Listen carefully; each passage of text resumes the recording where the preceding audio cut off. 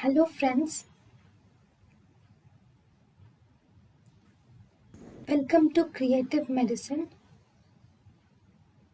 In this lecture, we will learn about Most structure, round ligament and ovarian ligament are present at the same level.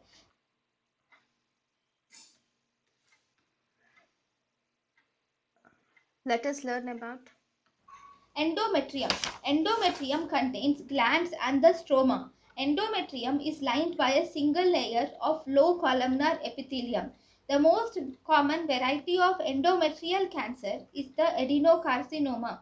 Layers of endometrium. Superficial layer is also called as functional layer. Superficial layer sheds at the time of menstruation. Deep layer is also called as basalis layer, and deep layer is responsible for regeneration of entire endometrium for the next cycle. If the basal layer of endometrium is destroyed by vigorous curettage, then there will be no regeneration. Raw surface will be present. Since uterine cavity is a potential cavity, the walls of them get adhered and present as intrauterine adhesions, which is called as Asherman syndrome.